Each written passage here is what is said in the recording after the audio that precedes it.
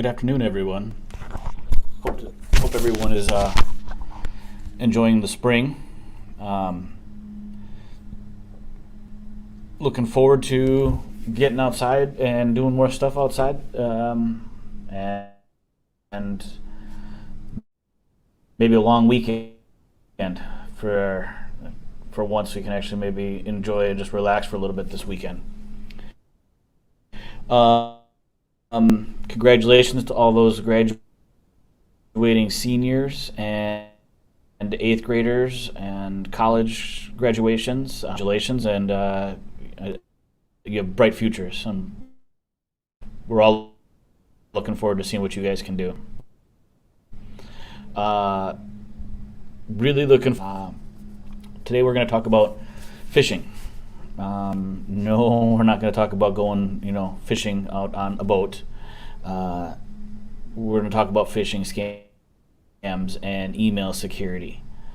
So the I didn't get a chance, and I apologize. I meant to bring up some stats that I had in the past, and I can't dig them up. But phishing is one of the largest scams that and breaches that happen new. Right now, we're seeing a very large percentage of phishing scams that are fake Microsoft emails. We need your password reset. Type in your old password, that kind of thing. The other thing that we're seeing is related to COVID. We're starting to hear some anecdotal evidence of phishing scams where it's related to the contact tracing, where people are pretending to be contact tracers and they're asking you for private information in order to verify you are who you are. So let's get down to it a little bit.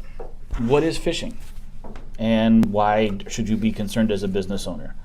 So phishing is just like you think of it. They're phishing for information. It is typically done over an email. It is typically done in the fashion that the end users are tricked to think it's legit. Maybe it looks like your bank. Maybe it looks like your Microsoft email account. Maybe it looks like your employee is sending you information. So, information. Maybe they're trying to get your username and password for your bank. Maybe they're trying to get your username and password for your email. Either way, they're trying to get your personal information. And by getting that personal information, they are able to basically perpetrate you and get into your sites.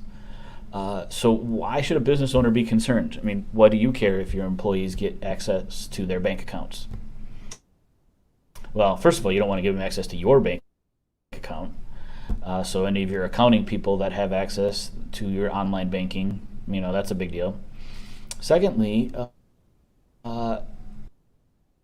if they get their email address. So a lot of people have Office 365.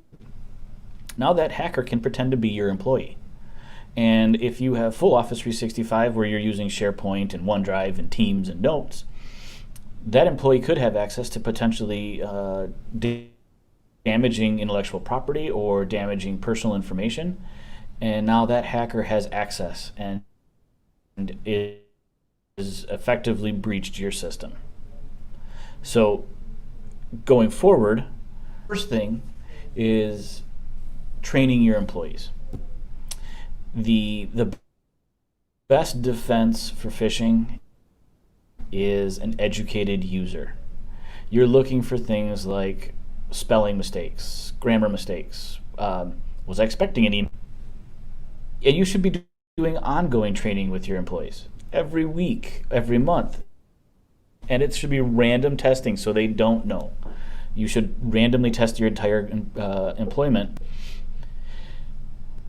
And don't do it so that everybody has it the same day so they'll go talk around the water cooler. You do a random sampling throughout the month and you continue doing that training. telling them what they missed if they clicked on something. Good security that you could have. An email spam filter is a great opportunity to protect yourself. Uh, excuse me, web filters, so that even if your employee does click on filter, blocks the access to the website. A good security posture has multiple layers of defense, and it starts with the end user. Training the end user to understand and sniff out probable phishing attacks. A lot of them are going to come through your email, so you start with your email. Teaching them not to click on things, and it's not just phishing. Ransomware comes through email too, and that's just as bad of an attack as phishing. Keep them so you're not constantly worrying about it. So like I said, good education, good security. So the security posture, like we said, it starts with the end user. Then you want to layer on endpoint protection. Then you want to layer on a good firewall. Then you want to layer on a good browser protection, like I said, web filtering, so you're not going to nefarious websites, and all those kind of things. Going forward, this is going to become a more and more in the spotlight for companies, because it's a very easy way for attackers to get access to information.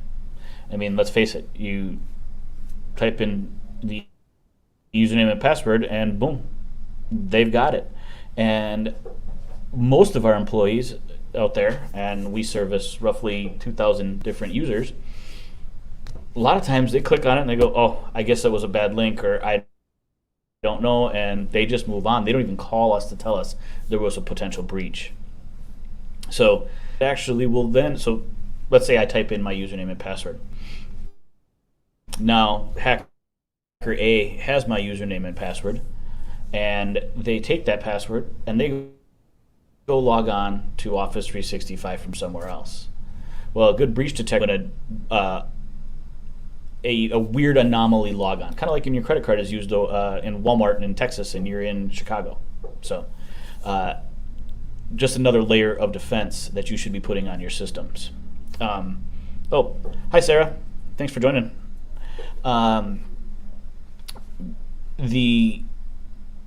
You keep going with those different things, and you'll eventually be able to get your employees to understand what they should and shouldn't be doing. The biggest piece of all of this is going to be starting with your end user training and making sure that you have they understand the expectations, they understand that you're doing training, and they understand why. A lot of employees don't realize that if they type their username and password in, that they're actually giving up access to the system and causing a breach. So making sure they understand that is a big deal. And then just monitoring, working with a company like BKS, so that on a monthly basis, weekly basis, quarterly basis, yearly basis, depending on the size of your organization and your risk tolerance, that you're reviewing the logs, and that you're having the conversations with your team that says, hey, Chad, you clicked on this username and password. What happened? Or when you have an alarm on a breach for your advanced breach detection system, that you act on it, and that you clean up that logon. That if your employee's username and password are found out on the dark web, that you talk to the employee and you make sure, and we talked about that last time, you to make sure that they have changed that password. Got a weird email, says that somebody's been monitoring my webcam and they want some Bitcoin. That is a major scam, and that user's, or that friend of mine's password is out on the dark web. And it could have come from multiple different scenarios. He could have gotten breached in like the LinkedIn or the Target breach, or he could have given his username and password in a phishing scam. And collect that information, they won't even act on it for 6 months. So you don't even know you were breached. It just went away. You forgot about it, and nothing happens. 6 months later, all of a sudden, your email and everything else is breached, and now what, right? So it's kind of one of those things where it's a constant due diligence and maintaining that with all of your employees, monitoring the systems, making sure your firewalls and your antivirus and your breach detection and your endpoint security, that they're all up to date and they're getting monitored as a whole, so that all those layers of defense are actually protecting you.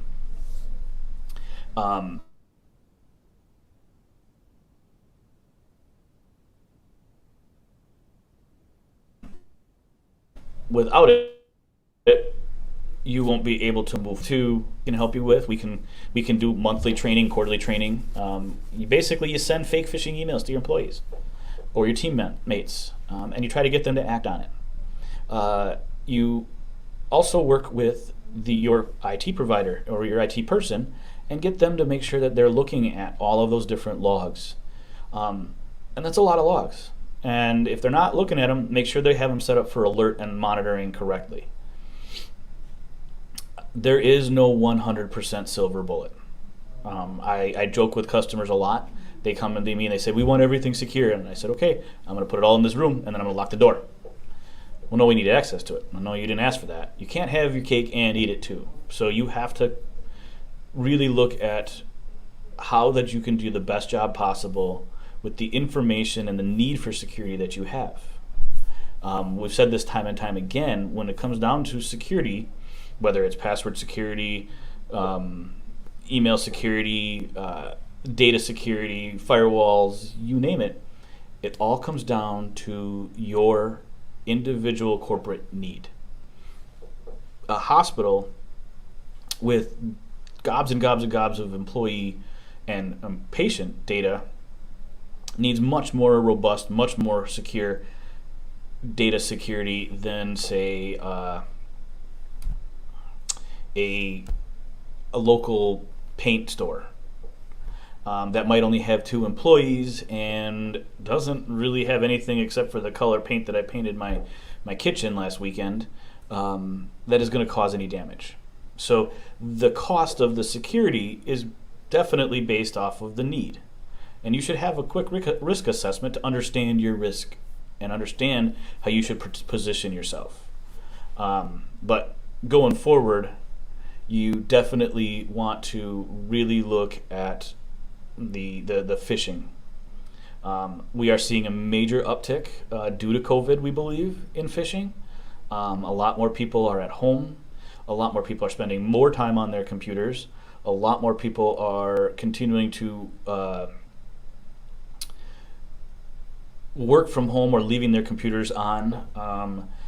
You're seeing a lot of people actually phishing about COVID. Like I said, the latest one that we're seeing is about contact tracing.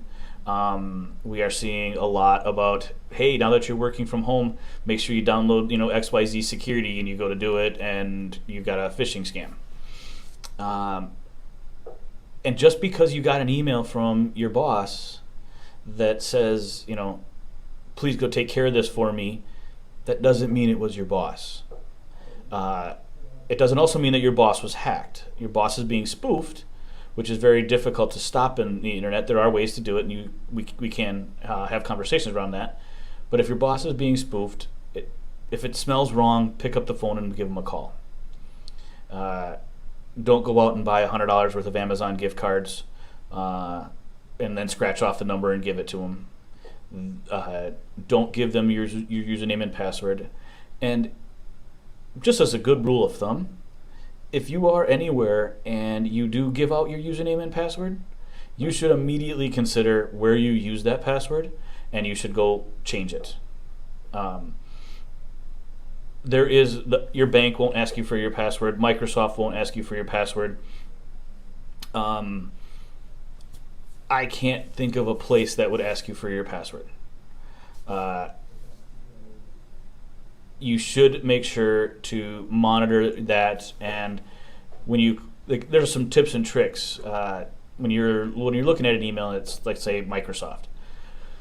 When it takes you to the website, it probably says Microsoft.com/something.com. It's always the last .com that you have to look at. If it's not Microsoft.com as the last .com, then it's not Microsoft's website. It's someone else pretending to be Microsoft. If it has just random weird characters right around the .com, specifically before it, it's not Microsoft. And if you're concerned, close the browser, go to Microsoft.com, log in, click on Forgot Password, and get in the long way. If your bank says, please click this link and give us your password, don't. You actually go to your bank's website and log on. Call your bank. Is this legit? We have no problem here at BKS. If you send, for our team, our customers, we love it when they send us an email saying, hey, is this legit? The more we communicate back with them and the more they ask, the more they learn, and the less emails we get. Like I said, we've had, in the last 2 weeks, we've had multiple customers that have received the Microsoft reset your password link, which is a scam. We have received multiple connections with people, I've got your invoice. I've been getting some really good ones that are making it past even the highest level securities that we've found. We got one the other day that was, somebody said that, hey, here's your invoice for the work you did. We don't work in Frisco, Texas. So it was a really good phishing email, but was not a legit email kind of thing. So and I'll be honest with you, even IT people miss them once in a while. We've had instances here where our users have, our employees, IT tech engineers, have actually come to ask other engineers, does this look legit? Because they're having a hard time telling. So the best case for a phishing is a due diligence. And I will help you tell you that the best way to prevent phishing is to train your employees. So if you're not already doing an IT phishing training campaign, give us a call, give us a follow on LinkedIn or Facebook, give us a comment on LinkedIn or Facebook, and we'll give you some ideas on what you can do. But there are multiple different ways that you can do phishing training campaigns for all your employees, and you can receive the data as to what they're seeing. And it doesn't have to be expensive. Once again, you're a doctor's office, you probably should look at getting something a little bit more robust than the painting guy that doesn't necessarily have the data. The painting contractor or company, they still have employee information, they still have QuickBooks, they still have sensitive data, so they still have to do it, but they don't need to use the same very expensive, hugely robust tools that the doctor's offices or the banks of the world need to do. You don't have to jump off the deep end. This doesn't have to be expensive, but it does need to be done. Like I said, guys, hit us up on Facebook, BKS-Systems, or LinkedIn, BKS-Systems. We're really looking forward to connecting to you guys more. Thank you all for watching. Seems like we had a pretty good audience today. I'm looking forward to eventually getting out and going in and having dinner with all of you guys. Hopefully in the next couple weeks, we'll figure something out there. Everybody stay safe. For all of you guys that are still trapped at home, stay sane. And I look forward to the next time we speak. I'll be sending out emails and updating LinkedIn and Facebook again this week, but we will probably be shooting for either next Wednesday or the following Wednesday with our next topic. If anybody has anything they want us to talk about, once again, just make a comment or a message on LinkedIn or Facebook, and we'd be glad to follow up with that one and give you a shot. If anybody would like to join us at some point and has some good topics and would like to come online with us and do some webinars or co-hosting, we're open to that too. Give us a comment, follow us on LinkedIn, Facebook, and share all your we appreciate all the shares that we're getting too. So I look forward to talking to you guys all soon. Have a great Memorial Day weekend. Eat some good barbecue, and we will talk to you guys in the near future. Thanks again. You guys have a great day.